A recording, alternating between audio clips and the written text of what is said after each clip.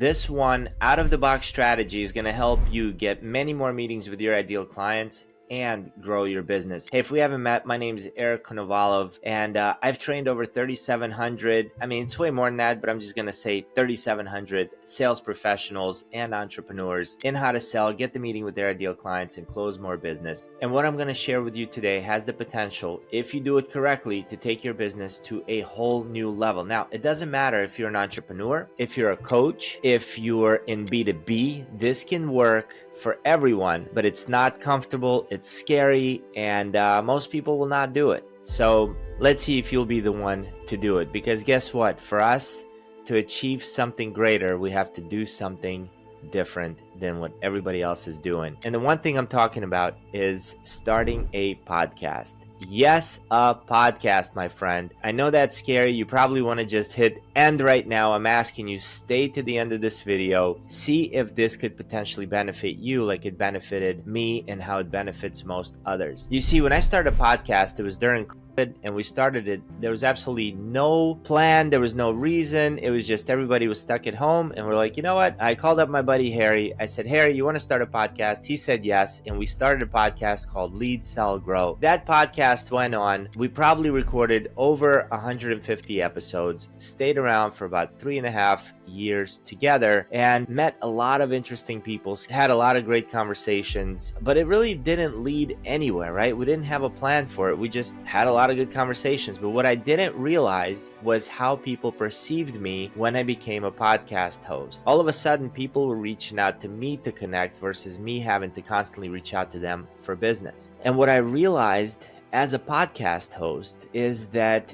there's tremendous opportunity here because we have the audience who actually wants to connect with us. So let me break this down for you. I'm not going to go into every single detail on how to start a podcast and what software to use. That's not what we're here for. I just want you to play with the idea that potentially you too could be a podcast host. Now imagine if you are connecting with people on LinkedIn, your description says podcast host versus sales professional, or I help so-and-so with blah, blah, blah, right? What if it just said podcast host? Now, if you reach out to your ideal client, let's say it's a leader, you can say, hey, I'm interviewing leaders in this area about whatever topic that you want to interview them on, and would you like to be a guest? I've been following you for a while. I think you'd be a good guest. Would love to promote your business. Well, however you want to do it, but now it gives you a reason to reach out because you're inviting them to help promote their business. Now here's where the magic happens, my friend. About 10 minutes before you actually hit record and about 10 minutes after you hit record is when you guys get to know each other very, very well. So 10 minutes before,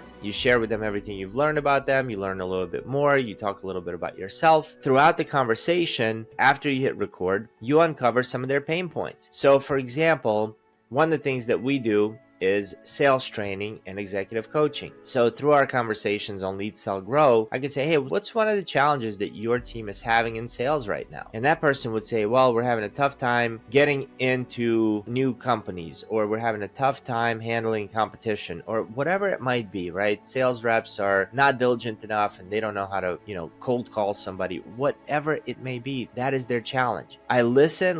So how are you guys going about changing that? What are you doing? We just have a regular podcast conversation. Now, once the conversation's over, I simply say, John, I really appreciate your time. That was awesome. By the way, during the conversation, during the episode, you mentioned you had a problem with XYZ, and I might have some ideas that could help you with that. Would you be opposed to us having a call, to scheduling another call? I would not sell them in that 10 minutes. Would you be opposed to us scheduling another call for me to share with you how I might be able to help you? I got to tell you, anytime I've ever asked somebody that, they always said yes. They've never not said yes. Why? Because I've just spent 45 minutes to an hour listening to them, giving them space. They know I'm going to be promoting their episode. The law of reciprocity just kind of kicks in, and people then open up to you because you've just given them space. You've just heard them in a world where everybody only wants to talk about themselves. So starting a podcast can be huge, and I'm telling you, no matter where, it positions you as a subject matter expert, whether you're a coach, whether you are in a B2B professional, whether you're a B2C professional. You could be selling insurance. Start a podcast and just bring on your ideal clients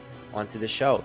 It's unlimited how many different topics you can actually discuss on your show, my friend. Now, you might be thinking, Eric, this is crazy. I'm not a podcaster. I don't have time for this, blah, blah, blah. I got to tell you, today, if you look at the people that you buy from, you follow them on social media, chances are they have a podcast. Chances are they have a YouTube channel, kind of like you watching me now, right? I too had those thoughts. It took me 5 years from the time I got the idea to start a podcast to actually launch a podcast. And you know what? It was way easier than I thought it would be, than the story I made up in my mind about what it would be like to start a podcast. So I encourage you, start one. And here's something I'll tell you. As you're starting out, nobody's watching you anyway because you're new. There's so many podcasts that come and go. You know, somebody starts a podcast, they record a couple of episodes, they disappear forever, and people just don't trust them anymore. What people are going to trust is consistency. So if you can show up week after week after week for 50 episodes, then people will start to notice, but you got to give yourself that grace period. Now, it might be less than that, but I'm telling you, give yourself 50 episodes. The reason you want to give yourself 50 episodes is, one, you're gonna suck when you first start. When you're first starting at anything, you're not gonna be that good. So don't schedule like high potential clients to be your guests. Schedule some friends, schedule some acquaintances. Get good at your craft first. As you schedule and record every single week for 50 weeks, guess what's gonna happen? You're gonna get better, and as you're getting better, your listenership is going up, and there's gonna be that beautiful cross where people are like, oh, this person is consistent, they're showing up all the time, they're a subject matter expert, and now by the time you get people to listen, you're actually pretty darn good at it. I know because that happened to me. All right, my friend, that's just one of the ways that you can schedule meetings with your ideal clients. I got 9 more in my awesome Get the Meeting course. You can grab it below. There's a link for it. It's only $47, but I know it'll add a ton of value to you. So if you're looking to get more meetings scheduled with your ideal clients, you know, my experience has been through Xerox, through other B2B companies. We had to get really, really creative to break through the gatekeepers. We had to get creative to get into the door, to get the decision makers to take our call, to meet with us, to get our emails. And I share all of those techniques in that course. So no matter what you do, if you're trying to get in the door with businesses, click on a link below. It's going to be worth the $47, I promise you. And thank you so much for watching this. If this video added value to you, or if you have any questions about how to actually start a podcast, join my Facebook community, comment below. If I can help you, if I can hold your hand and help you get to that next level, I'm happy to do it. And I found probably the simplest ways of doing it. Anyway, I'm going to shut up. I'm going to be done talking. This video is over. Thank you. Share it, like it, comment, follow, whatever, all those cool things. I'll see you on the next video, my friend.